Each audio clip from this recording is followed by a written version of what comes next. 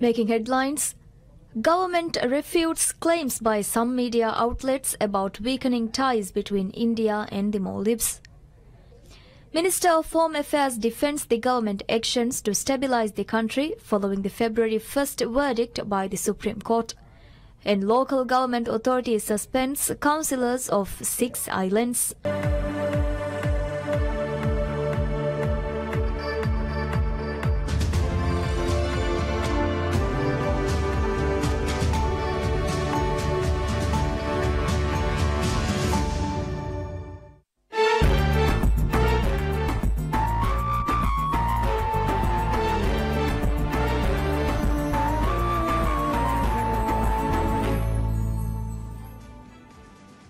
Hello and welcome to PSM News in English with me, Fatma Sara. Government of Maldives refutes claims by some media outlets about weakening ties between India and Maldives.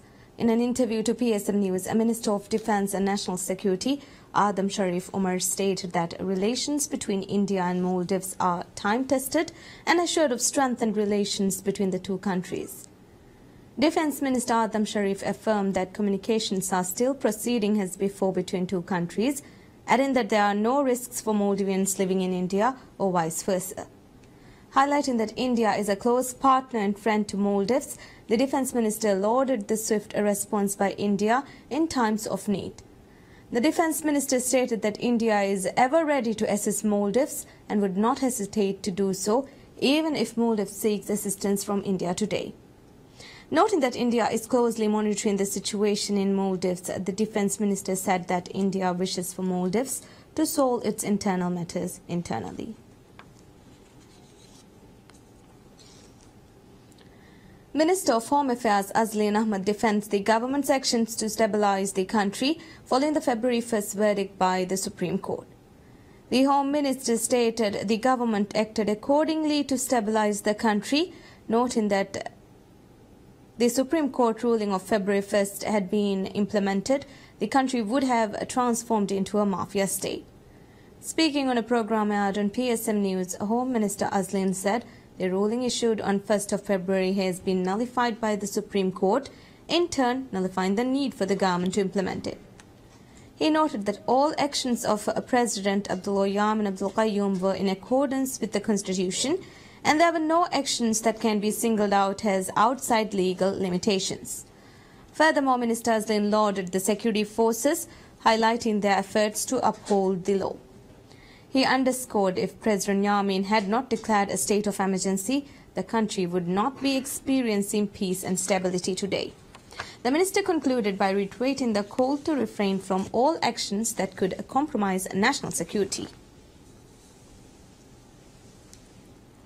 Supreme Court of Maldives commences hearing in the case filed with the Supreme Court by the opposition to nullify the amendments brought to Judges Act. The procedural hearing was conducted to decide on whether to proceed with the case by the opposition.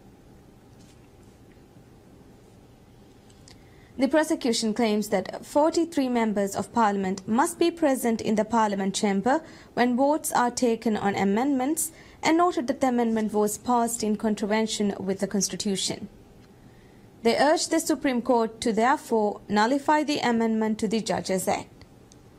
Lawyers representing the government said in response that the amendment to the Judges Act was in accordance with the Constitution and that it was not necessary for 43 members of Parliament to be present in the chambers when the vote was taken, as the impact from the amendment would not apply to the general public.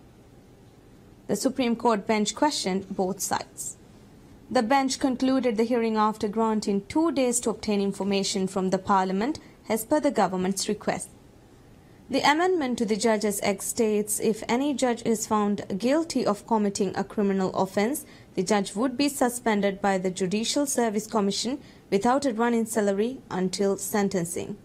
The amendment to the Judges Act was approved with 37 votes in its favour.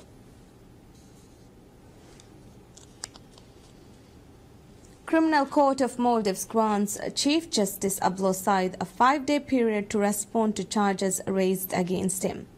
The state charged Chief Justice Abdullah Said with obstructing the work of the government alleging that Abdullah Said ordered court employees to shut down the state's intranet on February 4th and 5th. During the hearing, the Chief Justice's defense attorney questioned the presiding judge about the procedure that should be followed in the trial. In response, the judge clarified that the general procedure will be followed. The judge assured the Chief Justice of his constitutional rights, but not the rights suspended by the state of emergency decree. The presiding judge noted that upon expiration of state of emergency, the general procedure would be followed. If found guilty of charges, Chief Justice Abdullah Said is expected to face a sentence of 4 months and 28 days of imprisonment. Local government authority LGA suspends councillors of 6 islands for a period of 1 month without wages and allowance. LGA suspended the mayor and deputy mayor of Adu City Council along with 2 councillors of the city. LGA also suspended the president of Kamadu, the president and vice president of Tuladu Island Council, 4 members of Tiddu Island Council, and all the members of Istu Island Council were also suspended, along with 2 members of Maimbudu Island Council. According to LGA, council members were suspended in relation to the press statement issued overruling the powers bestowed to them under the Decentralization Act.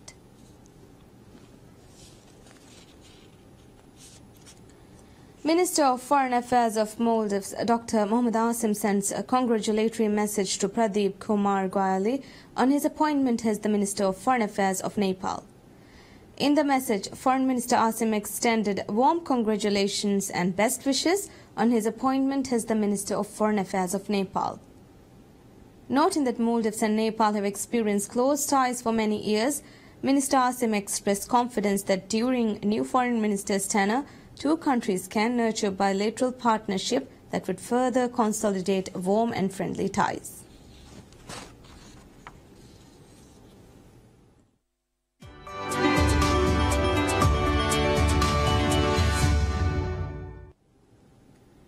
Official data shows that housing prices remain largely stable in major Chinese cities in February amid the government's tough purchase restrictions. The National Bureau of Statistics showed new residential housing prices declined in 12 of the 15 first-tier cities monitored by the government in February compared with January. However, those in another 55 major cities surveyed posted slower or flat month-on-month growth.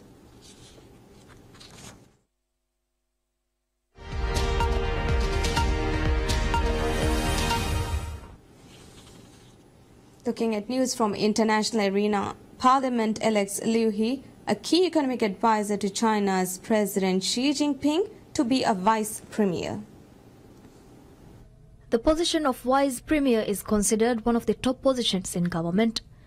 Liu's promotion telegraphs Beijing's intention to press ahead with a clampdown on riskier financing and a rapid build-up in debt to reduce systematic risks to the world's second-largest economy. Liu gained a master's degree in public administration at Harvard's Kennedy School of Government in 1995. Meanwhile, Vice Central Bank Governor Yi Gang was chosen to take over the helm of the People's Bank of China, PBOC. Yi is expected to play a supportive role, with Liu He overseeing the economy and finance sector on the whole. Looking at the latest from Syria, residents of the eastern Ghouta town of Sakba returned to their homes, carrying their belongings after the town is recaptured by the Syrian army. Video obtained by Reuters showed civilians, including women and children, walking back to their homes through streets strewn with rubble and lined with damaged buildings. Also on Sunday, Syrian President Bashar al-Assad visited Syrian soldiers who appear close to defeating the last major opposition foothold near Damascus and met some of the many thousands of people uprooted during the government offensive. Figures close to rebels said talks were underway with the aim of them leaving to other opposition areas or giving up arms, though rebels have publicly ruled out the kind of negotiated withdrawal that helped Assad recover Aleppo, Homs and other areas. Failaq al-Rahman, the main rebel group in the southern eastern Ghouta pocket, said on Sunday it was negotiating with the United Nations delegation about a ceasefire, aid and the evacuation of urgent medical cases.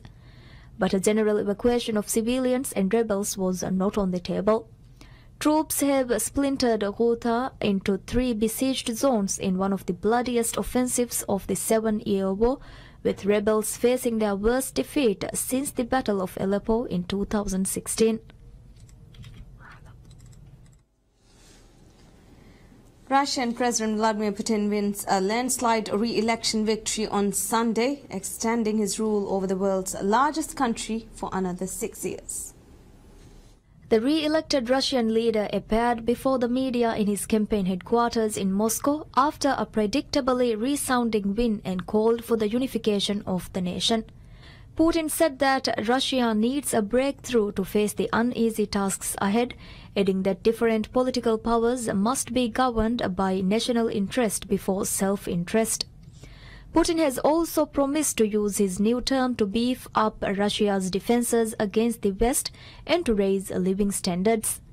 Putin's victory will take his political dominance of Russia to nearly a quarter of a century until 2024, by which time he will be 71. Only Joseph Stalin ruled for longer.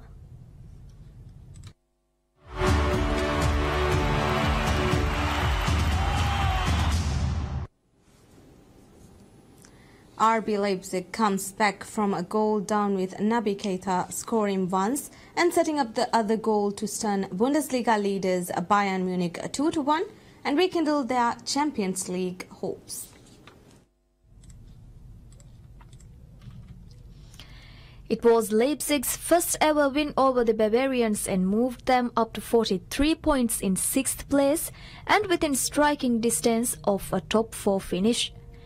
During the weekend, the champions ended up having their lead at the top of the Bundesliga standings cut to 17 points after second-placed Schalke 04 beat Wolfsburg 1-0 on Saturday. Defeat for Schalke would have meant Bayern would have secured a 6th successive Bundesliga title had they beaten Leipzig on Sunday. The treble-chasing leaders remained on 66 points with Schalke on 49 and third-placed Borussia Dortmund on 48. Bayern striker Sandro Wagner confirmed his fine form, heading in a perfect James Rodriguez cross in the 12th minute to score for the 3rd straight game in all competitions as he whizzed for a point on Germany's World Cup squad. But after that, Keita, who will join Liverpool at the end of the season, took over Leipzig, levelling in 37th minute by scoring on the rebound after Timo Werner's effort was blocked.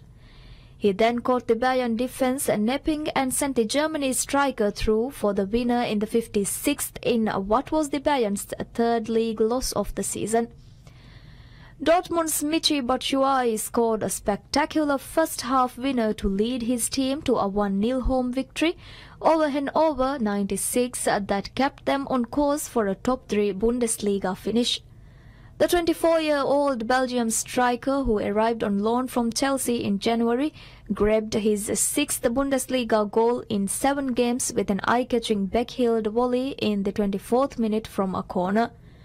Batshuayi also hit the woodwork at the start of the game, as did teammate Maximilian Philipp late on.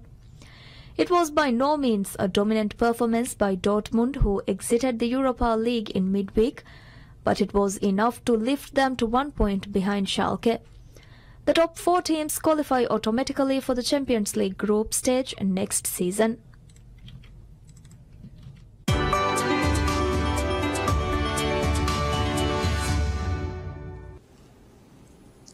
With just 2 months to go before US actress Meghan Markle weds Britain's Prince Harry, the question many are asking is, what will she wear? British newspapers have been rife with rumours that Markle has chosen the dress and already attended her first fitting, although royal officials are keeping such details a tightly guarded secret.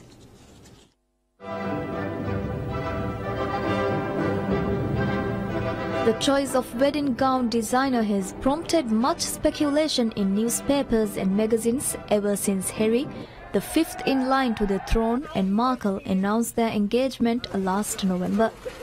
One of those whose name has been suggested is Skella McCartney, who was behind British human rights lawyer Amal Clooney's cream-coloured trouser suit for her civil marriage ceremony to US actor George Clooney, as well as the coat Markle wore on a visit to Cardiff earlier this year.